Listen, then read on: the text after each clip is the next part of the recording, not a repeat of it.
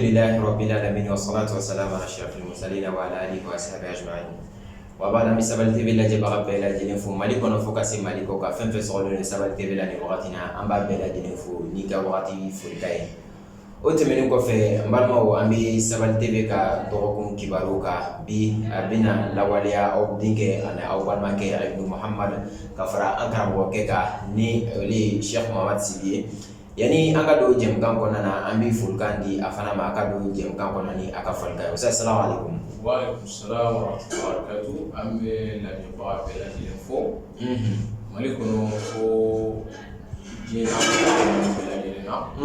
Ka ɲini Allah subhanahu wa ta'ala fɛ Ala ka bi dɔgɔkun kibaru ban hɛrɛ la. Amin. Ka faamuyali ko ɲuman di an ni bɛɛ lajɛlen ma. Amin. Inshallah Inshallah طيب Sheikh Muhamad yani an ka don bi dɔgɔkun kunnafoniw na an bɛ an dɛmɛbaga jɔnjɔn fo n'o ye ICF ye établissement Sako et Frères n'olu nani don ni tulu mariki panter ye an ka jamana in kɔnɔna na yan moteur la tulu don ka k'i ka moteur kɔnɔ k'a boli ka bɔ Kayi fo Kidali ICF de nani don ma o tulu in tulu la hakika tulu la samalaɲɔ ni mɔgɔ mako bɛ a caman santa walima a fitini santa la i bɛ wuli ka se u ka jabaraw la o dɔ bɛ autogare la dɔ bɛ Cɛbani dɔ bɛ Musabugu wa tulu u bɛ se k'a livrer Mali fan bɛɛ lajɛlen fana fɛ o kɔfɛ mɔgɔ minnu kɛmɛ ka an jukɔrɔma tɔntɔ o ye savon Arafa ye ale dilannen don an ka Mali kɔnɔna yan a fɛn bɛɛ lajɛlen ye Mali ye yan a baarakɛlaw ye a fɛn bɛɛ lajɛlen o bɛ Mali la en bref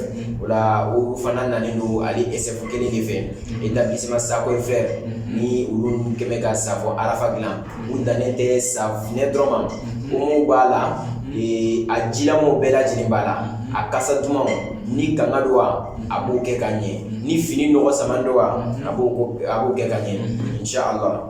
Ola Sheikh Muhamad teliya bolo ma an bɛ don an ka bi kunnafoniw kɔnɔna na dɔgɔkun kunnafoniw walima dɔgɔkun kibaru minnu sera ka fara ɲɔgɔn kan ni dɔgɔkun minnu kɔnɔna na o kibaruya fɔlɔfɔlɔ min ye Air France wagati dɔ la kumaw kun cayara bɔlɔlɔsiraw sanfɛ ka yira k'a fɔ min ye Air France k'a fɔ a suspendra Mali la yan k'a ti na Mali la yan bilen o hukumu kɔnɔna na min ye dɔgɔkun kɔnɔna ye kibaruyaw balila k'a ye bɔlɔlɔsiraw sanfɛ ka yira k'a fɔ min ye Air France ye ale bɛna baara daminɛ Mali la yan an kɔni tora ɲininkali la an t'a dɔn an kɔni an bɛna min fɔ nin ko la an y'an kuloma da o temps kɔnɔna na an balila ka jamana gouvernement ye n'o ye Mali yɛrɛ gouvernement ye u bɔra ka sɛbɛn dɔw bila ka yira k'a fɔ ko Air France ko bɔlɔlɔsiraw sanfɛ kumakan minnu k'a fɔ ko tiɲɛ tɛ k'a fɔ ko Air France k'a bɛna baara daminɛ Mali la k'o ma kɛ ko o kuma fana ma fɔ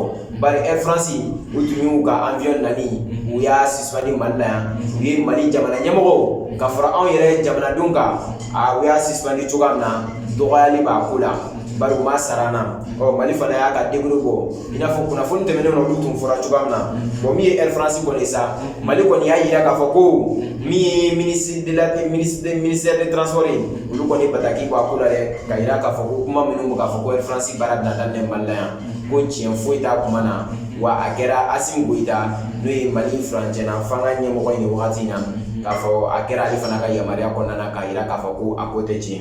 An ye kunnafoni ta an bɛɛ a y'a bataki bɔ k'a bila bɔlɔlɔsiraw sanfɛ inshallah Sheikh Muhamad teliya bolo ma an bɛ bɔ o kunnafoni kɔnɔna na an bɛ taa kunnafoni filanan na kunnafoni filanan kɛra jumɛn n'o ye an ka cɛkɔrɔba ani an fa ani an karamɔgɔ na an y'o fɔ dɔrɔn an hakili kan ka jigin jɔn na très respecté Papa national Allahu Akbar ni tɔɔrɔ ye i n'a fɔ u b'a fɔ cogoya min na k'a kunkolo b'a kan da la Allahu Akbar belebele na belebele ne ye a docteur wa cheikh wa allama docteur Mahmoud Muhammad Diko Allahu Akbar ni wagati na ni nin tɔgɔ in fɔra an ye belebele tɔgɔ fɔ ni bɛ maa caman jatigɛ ni bɛ maa caman jatigɛ n'a tɔgɔ fɔra dɔrɔn a banna mashallah Allahu Akbar min ye dɔgɔkun kɔnɔna ye a tun bi tagamasen kan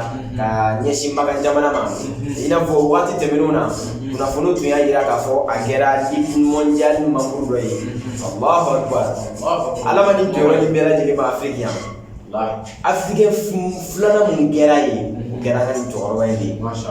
Africain fɔlɔ tun kɛra ye nka filanan mun taara o kɛra anw fɛ Maka jamana kɔnɔ. A taara Maka jamana kɔnɔ ka taa Afrique représenter. Halisa a bɛ yen nɔ. An mi o kuma de la yan. Cheikh Mohamadu a taara Afrique représenter a taara Mali présenter silamɛya diinɛ kɔnɔna na. Allahu akbar, Ala y'o bonya k'a ye. Ala y'o bonya k'a ye. Wagati na kun taalen don Maka jamana na min ye Ligue mondiale ka réunion ko dɔ ye o tun bɛ sen na a taara o la wa a tora o fana na ye i ka dɔn min ye umra ye a y'o fana kɛ alhamdulilayi min ye sura ye sa walima an b'a fɔ sɔgɔmada in na kunnafoni y'a yira k'a fɔ an ka cɛkɔrɔba ani an fa a seginna ka n'an fɛ ba Maliba in kɔnɔna na hali n'a sɔrɔ kunnafonidilaw dɔw tun bɛ k'a yira k'a fɔ ko an ka cɛkɔrɔba ko a bolila ka bɔ Mali kɔnɔ. An tɛna an da don yɔrɔ in na. Cɛkɔrɔba tɛ boli. Cɛkɔrɔba ko k'ale faso de ye Mali ye yan ko ale bangena Mali la yan wa saya ni Allah subhanahu wa ta'ala sɔnna ma ko n'a b'ale ta a b'a ta ka to Mali fana na yan nɔ. Cheikh Mohamadu min y'an ka cɛkɔrɔba ye sa a seginna ka na Mali kɔnɔna na sɔgɔmada in na alhamdulilayi a sera ka so o tun ye an ka kunnafoni filanan ye. Cheikh Mohamadu an bɛ taga an ka tenitigiw ka fanfɛla la n'o ye Golomasiri Tabaw ye. Teliya bolo ma an bɛ taga olu ka fanfɛla la min ye dɛsɛli ten an bɛ taga o yɔrɔ la tile fila in na bɔlɔlɔ siraw sanfɛ kunnafoniw durulen don kosɛbɛ min ye dɛsɛli ten ka taga Kidali Gawo ninnu Bamaciw kɛwalew i ka dɔn olu ka kow gannen don wagati la min ye dɛsɛli ten kan ye sa o dili ko armée ma o kow bɛ sen na min ye o kan tile o kan ka di an ka armée ma.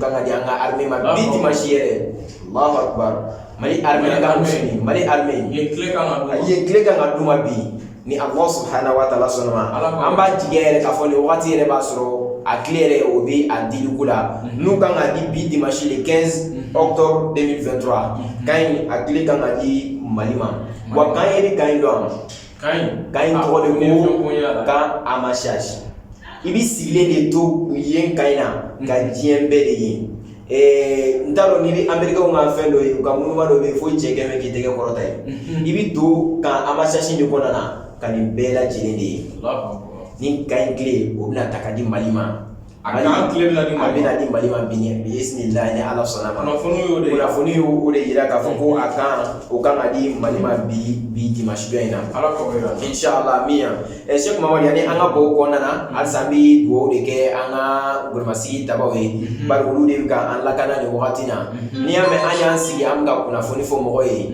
an lakananen de don foli belebele a talen don ka ɲɛsin an ka colonel ma ale ni a ka cɛdenw bɛɛ lajɛlen foli ɲɛsinen don gouvernement ni ma nin wagati na Cheikh Mohamadu yani an ka don kunnafoni tɔ kɔnɔna na seconde ta publicité kɔfɛ an ka jɛ an ka olu lajɛ an bɛ sɔrɔ ka segin ka na aw ma. Savon Arafa. Un savon de qualité supérieure qui répond aux besoins de tous les utilisateurs. Vos motos, voitures, linges et plein d'autres savons Arafa vous débarrassent de toutes sortes de tâches. Faites confiance. À Savon Arafa, le savon qui mousse 24 heures sur 24 avec une odeur impeccable.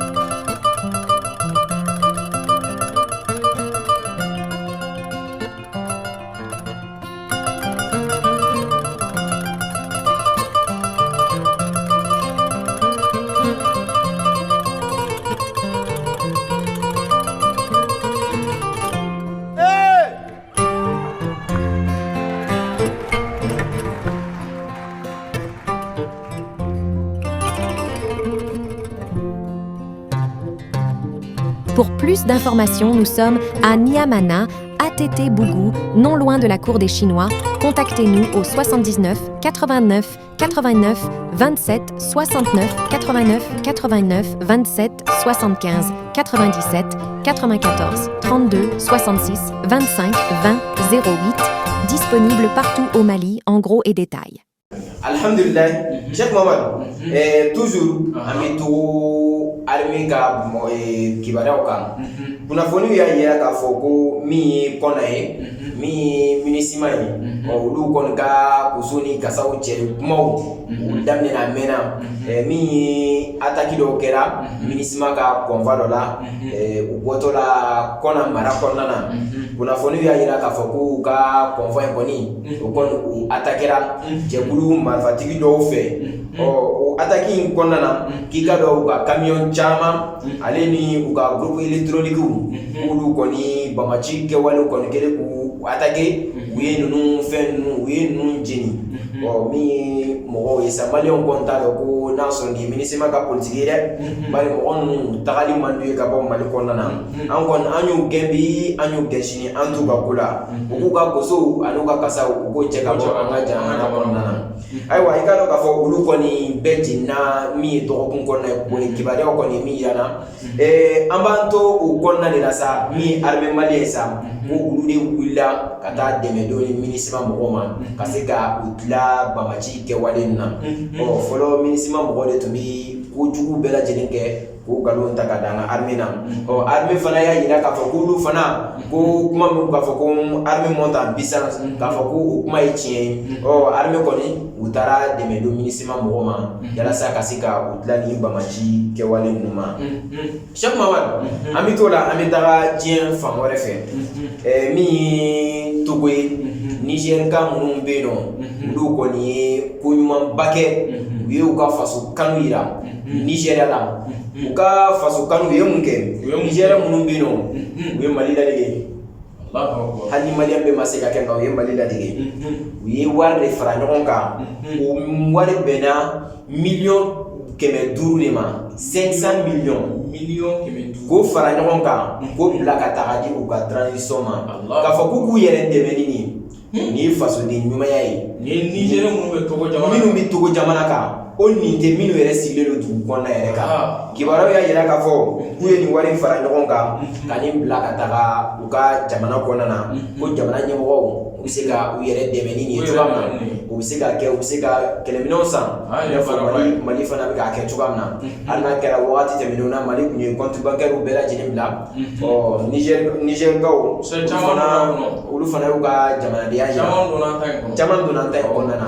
Foli belebelew bɛ maliyɛnw fana ye. Bari olu de bɛ transition n'Ala sɔnna ma inshallah. O la Cheikh Mohamed, an bɛ t'o la an bɛ segin ka na an ka ba Maliba kɔnɔna na min ye ministre de la sécurité ale kɔni ye bataki bɔ k'a yira k'a fɔ ko nin wagati in na ko Mali mako bɛ tenitigiw la ni an b'a fɔ finitigiw min ye polisi ale ni protection civile mɔgɔw ni an b'olu dɔn sapeur pompier la k'a fɔ ko min ye polisi ye sa ko mɔgɔ 600 cɛ 600 k'u mako b'o de la. Min ye cɛ 600 ale ni sapeur pompier mɔgɔw k'u mako bɛ cɛ 100 de la. Hakili aw dɔw bɛna taa o sen fɛ. An karamɔgɔ. An ma sira lajɛ. Ayiwa an kɔni an taara kuma ma se. A ko bɛ Ala bolo. An kɔni an taara kuma ma se. A ko bɛ Ala bolo. Baara an tɛ se kisɛ ci la. A ko bɛ Ala bolo. Ko bɛ Ala bolo. Ayiwa Cheikh yɛrɛ ma taa. Ala dɔn ju ma ye. Ala dɔnni ma ye. N'Ala sɔnna ma. Inshallah. O la Cheikh Mohamed, ni kun bɛ dansigi kɛ an ka bi kunnafoniw na yanni an ka bɔ kunnafoniw kɔnɔna na inshallah an bɛ taga dolantan kunnafoniw kɔnɔna na. O la dolantan kunnafoniw ye mun fɔ an ɲɛna nin dɔgɔkun ninnu kɔnɔna na. Dolantan kɔnɔna la. Nin dɔgɔkun kɔnɔna la fɛn min ye Coupe d'Afrique des Nations ye ale tirage kɛra Kɔnɔwari jamana kan. Tirage ninnu u ye poule tilan ka taa poule 6 la. Poule 6 poule kelen o kelen jamana 4 b'a kɔnɔna la. Fɛn min ye an ka ba Maliba ye. Ba Maliba ye jati. Walima an ka Mali. Samata Seke. Ale kɔni bɛnna poule min ma. O de ye Mali, Tunisie ani Namibie. Olu bɛna ɲɔgɔn ta ɲɔgɔn cɛkisɛ ma Kɔnɔwari jamana kan. O se o Tunisie ya. Tunisie hakila coupe du monde éliminatoire la Tunisie anw ma ɲi dɛ anw ma ɲi dɛ ka an ma ɲi nka an b'a ɲini entraîneur fɛ a ka dɔw to yen n'Ala sɔnna ma Côte jamana in kan nin coup d'Afrique o y'an ta ye ayiwa o ye an talen an sigi ɲɔgɔn fɛ olu fana bɛnna kulu min ma o de ye Côte d'Ivoire Nigeria Guinée équatoriale ani Guinée Bissau donc olu fana ni ninnu bɛna ɲɔgɔn daraki Côte jamana kan n'Ala sɔnna ma janvier 2024 an bɛna ɲɔgɔn sɔrɔ yen n'Ala sɔnna ma o la o hukumu kɔnɔna la dolanci kɔnɔna la fɛn min y'an ka ban Maliba ye vendredi tɛmɛnen olu fana ni Uganda ye match amical kɛ Uganda Maliba kɔnɔna la yan o match banna 1-0 la 1-0 min donna penalty la n'Ala sɔnna o la nin bɛ dan sigi an ka dɔgɔkun kibaru la kunnafoni sira fɛ match amical caman taara nka an tɛna se k'an da don o bɛɛ la Ala k'an ni sababa bɛn inshallah dɔgɔkun wɛrɛ yira inshallah an na